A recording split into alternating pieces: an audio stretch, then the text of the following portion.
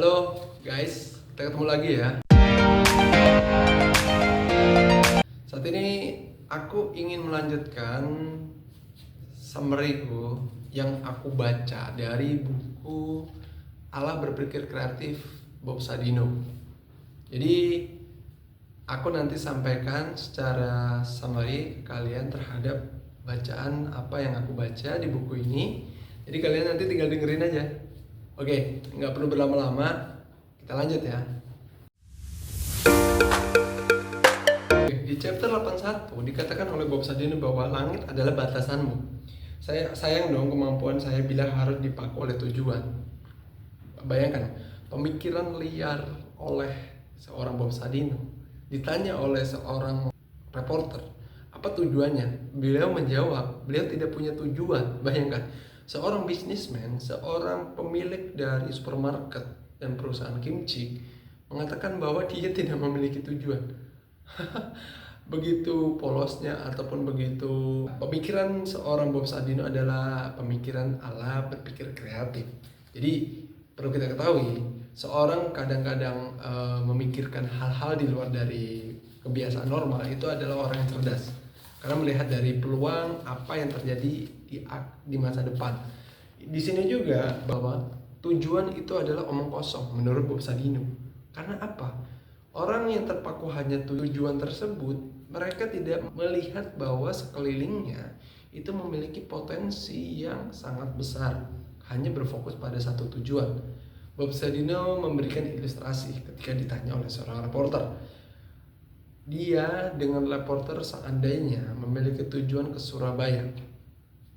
Ketika berjalan, Bob Sadino berhenti di Yogyakarta dengan si reporter tersebut. Karena melihat Yogyakarta lebih bagus dari sebelumnya dan Bob Sadino suka dengan suasana Yogyakarta, Bob Sadino memutuskan untuk stay di Yogyakarta. Namun karena tujuan dari reporter ingin mencapai Surabaya, maka dia lanjutkan perjalanan ke Surabaya. Sesampai di Surabaya, reporter melihat bahwa Surabaya tidak semenarik Yogyakarta. Maka melihat dari dua contoh tersebut, kita bisa melihat bahwa belum tentu tujuan itu sesuai dengan keinginan kita. Tapi banyak juga dengan memberikan opsi-opsi lain dalam mencapai tujuan itu menjadi potensi yang lebih apabila memiliki kreativitas dan melihat peluang yang ada. Itulah yang dibutuhkan ketika menjadi seorang entrepreneur. Kita lanjut ya. Di chapter 82, Bob Sadino mengatakan bahwa selalu melangkah dengan optimis. Bisnis saya akan tetap baik. Artinya, ketika kita memulai bisnis, pastikan langkah-langkah yang kita tempuh memberikan kemajuan pada bisnis kita. Seperti yang dilakukan oleh Bob Sadino, bagaimana dia mencontohkan seseorang dengan tingkat kesuksesannya berbeda-beda, waktu kesuksesannya berbeda-beda. Bayangkan, antara rentan waktu, mungkin kesuksesan datang di umur masih muda atau di umur senja. Kita kasih contoh, Mark Zuckerberg, pendiri Facebook. Dia sukses mendirikan sosial media Facebook di usia 22 tahun sampai 23. Ada yang di usia senja, Colonel Sanders, pendiri KFC. Beliau sukses di usia 65 tahun. Kita tidak tahu kapan kesuksesan itu datang, tapi dengan kita melakukan usaha demi usaha yang kita upayakan, tidak menutup kemungkinan kesuksesan akan datang tepat pada waktunya. Percaya. Kita lanjut ke chapter selanjutnya. Oke, di chapter 83 mengatakan bahwa untuk menerima ilmu, atau dengan kata lain, goblokkan diri kamu sebelum mengoblokkan orang lain. Itulah ungkapan ciri khas dari Bob Sadino. Bayangkan, Bob Sadino selalu berprinsip bagaimana dia memposisikan diri, menciptakan peluang-peluang dari ilmu-ilmu yang didapatkan di jalanan. Dia mengkosongkan gelasnya untuk menerima masukan serta informasi dari setiap pelanggan, sehingga dia bisa menerima informasi tersebut dengan hati yang lega. Bayangkan apabila memiliki ilmu, bisa saja orang memberikan masukan tidak diterima. Karena apa? Merasa bahwa ilmu yang dia dapatkan lebih penting daripada informasi yang diberikan kepada dia. Itulah mengapa banyak orang goblok lebih sukses membangun bisnis daripada orang pintar, menurut Bob Sadino ya. Tapi di sini kenyataannya juga banyak juga orang sukses, orang pintar sukses mendirikan bisnis. Oke, di situ juga Bob Sadino berprinsip bahwa ketika melihat suatu informasi itu menjadi hal positif untuk kita terima. Jangan merasa bahwa informasi dari seseorang yang jauh levelnya di bawah kita tidak akan menerima, kita tidak mau menerima informasi tersebut. Karena bagi kita yang memiliki pengetahuan, memiliki titel, misal dari doktor ataupun profesor, tidak penting dengan apa yang disampaikan oleh si orang tersebut, informasi apa.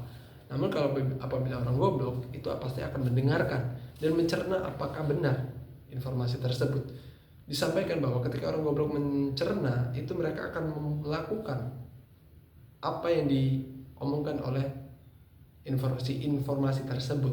Namun nantinya ketika menemui kendala, mereka akan mencari solusi terbaik atas problem atau masalah yang dihadapinya. Kita lanjut chapter selanjutnya.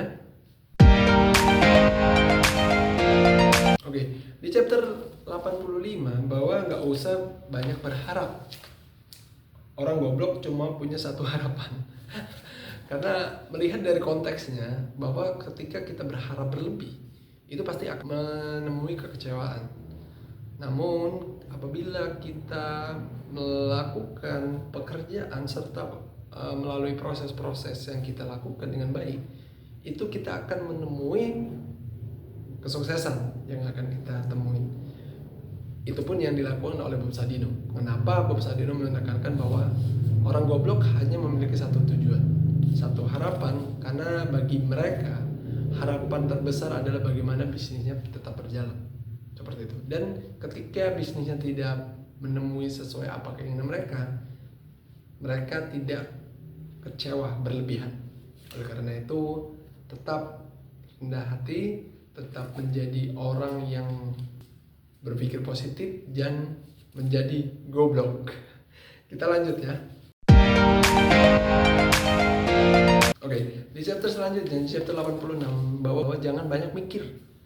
Kalau kita menjadi pengusaha, apa ide yang kita inginkan, yang tercetus dalam pikiran kita, lakukan, segera lakukan. Karena apabila kita banyak memikir, belum tentu ide tersebut akan kita lakukan. Banyak terjadi pemikiran-pemikiran seperti resiko, kendala, apa yang nanti dihadapi, bagaimana solusinya, tanpa memikirkan apa nanti action kita terlebih dahulu. Apabila kita ilustrasikan dengan orang goblok hanya punya satu. Ketika dia memiliki ide, dia langsung menjalankan.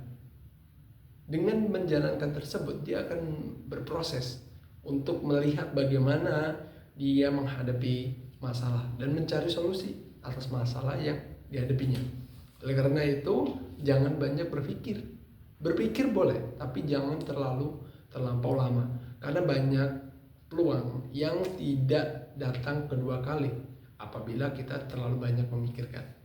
Kita lanjut ke chapter selanjutnya. Oke, di chapter 87, Bob Sadino mengatakan bahwa prioritaskan hal yang paling mengancam. Perlu diketahui bahwa ketika kita memprioritaskan sesuatu, itu pasti prioritaskan hal yang paling utama ya.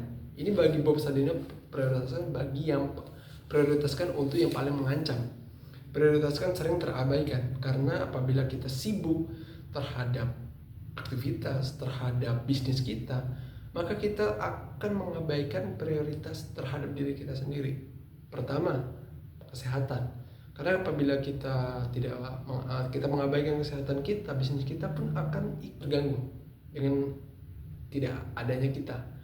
Kalaupun kita sudah memiliki bisnis yang sudah berjalan, kita memiliki tim, mungkin itu bisa meminimalisir, tapi tidak optimal apabila kita tidak terjun langsung di bisnis tersebut. Itulah yang disarankan oleh Bob Sadino. Prioritaskan hal yang paling mengancam.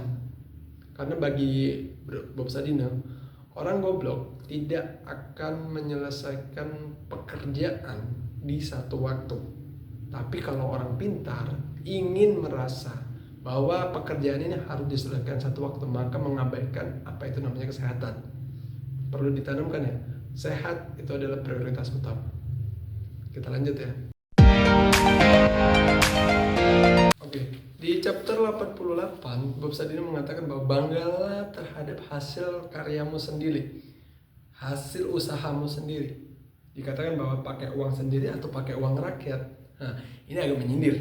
Tapi perlu diingat bahwa dengan kita memberikan bangga terhadap hasil yang kita peroleh, itu akan membuat kita menghargai apa yang kita lakukan.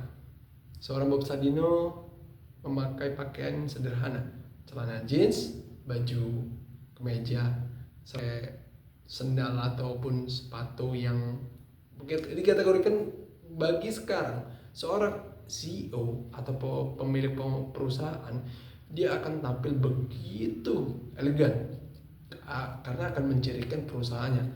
Tapi bagi Bob Sadino, dia menampilkan jati dirinya. Di situ terdapat filosofi bahwa bagaimana orang memandang dan orang menghargai penampilan orang lain. Perlu dicatat bahwa Bob Sadino juga pernah bertemu dengan ibu-ibu yang membawa anaknya yang merasa bahwa Bob Sadino itu adalah tukang kebun dari perusahaan tersebut. Sehingga ketika suatu saat didatangi oleh karyawan Bob Sadino, mengatakan presiden direktur telah dimulai untuk rapatnya. Dengan penampilan seperti itu, seorang presiden direktur yang menampilkan sosok yang sangat sederhana, maka perlu ditanamkan bangga terhadap hasil karyamu sendiri. Kita lanjut ya. Di chapter 90 dikatakan bahwa semoga masuk neraka. Saya setiap hari berdoa kepada Tuhan. Oke, jangan langsung diartikan bahwa Bob Sadino ingin masuk neraka. Oke. Bob Sadino merasa bahwa ketika menjalankan awal-awal bisnisnya sebagai seorang manusia biasa, banyak sekali bersentuhan dengan hal-hal yang mungkin tidak sesuai dengan syariat agama, maka serasa beliau merasa bahwa alangkah baiknya untuk beliau meminta kepada Yang Maha Kuasa. Dengan keadaan beliau yang sekarang, dengan bisnis beliau yang semakin besar, beliau dulu merasa bahwa bagaimana dia menjalankan bisnis tersebut. Saat sekarang beliau menyadari bahwa bisnis yang dibentuknya itu memberikan kemaslahatan, memberikan manfaat bagi banyak orang. Saat itulah mulai beliau ingin setiap entrepreneur jangan hanya memikirkan mendapatkan omset ataupun mendapatkan keuntungan duniawi, tapi perlu dijaga bagaimana bisnis tersebut berbuat baik kepada orang banyak atau bermaslahat kepada masyarakat, sehingga rezeki Tuhan akan memberikan rezeki kepada orang yang memberikan kebaikan-kebaikan kepada masyarakat. Seperti itu ungkap Bob Sadino. Jadi Bob Sadino menyadari bahwa sebagai manusia biasa banyak berlumuran dosa, sehingga akan menjadi pribadi yang sangat-sangat malu apabila meminta kepada Tuhan dengan permohonan ingin masuk ke surga. Karena banyak begitu dosa yang diperbuat sehingga harusnya meminta untuk masuk ke neraka. Itulah ungkapan dari semoga masuk ke neraka. Seperti itu ya. Oke, kita lanjut ya. Oke, di chapter 91 bahwa biasakan membaca, bacalah. Oke, ini seperti yang Bob Sadino lakukan ketika melihat bahwa banyak sekali pengusaha-pengusaha atau entrepreneur ingin sukses instan tanpa melihat bagaimana perjuangan-perjuangan, tanpa ingin berjibaku dengan kegagalan-kegagalan. Namun itu yang perlu ditekankan bahwa setiap proses itu akan menemui kendala, dan bagaimana cara orang itu menghadapi kendala tersebut itu yang perlu dijawab. Maka dari itu, biasakan untuk selalu menambah hasanah pengetahuan melalui cara membaca. Karena dengan membaca, orang akan mengetahui bagaimana cara menyikapi suatu permasalahan, mencari solusi, sehingga dia terbiasa untuk berpikir secara positif. Sehingga saat itulah kita tahu budaya membaca akan menjadi daya kreatif pemikir, dan bagaimana melihat peluang yang ada. Seperti dikatakan bahwa di agama Islam, Tuhan menyuruh umat Muslim untuk selalu membaca dengan sebutan Iqra. Nah, itulah yang diterapkan oleh Bob Sadino. Bob Sadino selalu membaca dengan proses dia memulai usaha dengan 50 ekor ayam dan 5 kilogram telur yang dia jajakan. Apakah awalnya dia dulu sekolah atau mengenyam pendidikan di peternakan? Beliau membaca dari majalah-majalah, membaca dari berita, karena dengan membaca pengetahuan akan terus bertambah. Itulah yang diterapkan oleh seorang Bob Sadino. Kita lanjut ya. Oke, di chapter 92 mengatakan bahwa jangan cuma pikirin perut sendiri. Makin banyak jumlah pembisnis, makin baik perekonomian kita. Jadi gini, konsep yang Bob Sadino tawarkan bahwa dia memulai bisnis tersebut di awal memikirkan bagaimana bisnis tersebut memberikan manfaat bagi orang banyak. Dan itu juga yang dilakukan oleh Bob Sadino, memberikan seminar-seminar, memberikan ilmu-ilmunya, bentuk bagaimana entrepreneur melihat hasanah dan melihat perjuangan dari Bob Sadino. Memulai bisnis dengan dipandu dengan seorang mentor yang sudah berkecimpung di bidangnya akan memberikan hasil yang maksimal. Dan perlu diketahui, salah seorang profesor yang ada di Indonesia, yaitu Profesor Didik Rahbini, mengatakan bahwa jika kita ingin memperbaiki ekonomi Indonesia, maka perbanyak seorang pengusaha. Dan itu juga diaminin, dibenarkan oleh Bob Sadino, bahwa dia setuju dengan dia memberikan masukan, memberikan seminar-seminar, akan memberikan pengetahuan lebih kepada calon pengusaha-pengusaha yang ingin terjun ke dunia entrepreneur. Kita lanjut ya. Oke, di chapter 93 bahwa hidup mengalir, kata Bob Sadino. Mengalir saja, lakukan saja. Bahwa di awal-awal Bob Sadino tidak berkeinginan untuk membuat suatu bisnis atau usaha yang sekarang mungkin kita sebut kimchi, kimfarm, dan lain sebagainya. Karena apa? Bob Sadino menerapkan Tuhan telah mengatur bagaimana umatnya dalam menjalani hidupnya. Namun, siapa sangka ketika hal itu terjadi, dia menemukan suatu usaha yang membuatnya menjadi seorang yang sukses. Bayangkan, tidak terfikirkan oleh Bob Sadino ketika sudah menetap di Belanda, bekerja di sana selama 9 tahun. Dia berkeinginan untuk pulang ke Indonesia. Dan di Indonesia, siapa sangka dia memulai bisnis tersebut tidak dengan mudah. Dia berawal dari dia menjadi sopir sewaan, bekerja di pabrik, bekerja sebagai kuli bangunan, sampai dia menemukan bisnisnya. Melihat peluang tersebut, Bob Sadino menyadari bahwa saya tidak mengetahui bagaimana jalan hidup saya, tinggal saya jalanin saja. Seperti itulah perkataan dari Bob Sadino, mengalir saja, lakukan saja, Tuhan yang pasti akan mengaturnya. Dan sekarang kita tahu Bob Sadino adalah pemilik dari perusahaan Kimchi, Kimfarm, dan Kimfood yang sangat besar sampai ke luar negeri. Kita lanjut ya. Oke. Dalam chapter 95 dikatakan bahwa pasanganmu adalah partner sejatimu. I'm like a seat on the table. Artinya, ketika kita berpikir bahwa kita memiliki pasangan, kita mulai bisnis dengan pasangan, akan memudahkan kita untuk mengorganisasi. Namun banyak juga berpikir bahwa ketika memulai bisnis, cukup dengan diri sendiri, karena tidak banyak pemikiran, tidak banyak masukan, tidak banyak hambatan. Namun bagi Bob Sadino adalah dengan adanya pasangan, kita memiliki partner bisnis yang kita bisa sebagai tempat bercurhat, tempat untuk meminta pendapat. Karena bagi Bob Sadino, partner bisnis yang saat itu dalam memulai bisnis adalah istrinya Bob Sadino, yaitu Sulami Sujud. Beliau memulai bisnis pertama menjual telur dari rumah ke rumah dengan istrinya tanpa merasa bahwa akan buat mereka seperti ini. Di awal Bob Sadino dan istrinya melihat bahwa keadaan ini mungkin akan tidak seperti ini. Namun keadaan berkata lain. Beliau dan istrinya terus melanjutkan usaha sampai dengan sukses, sampai dengan sekarang.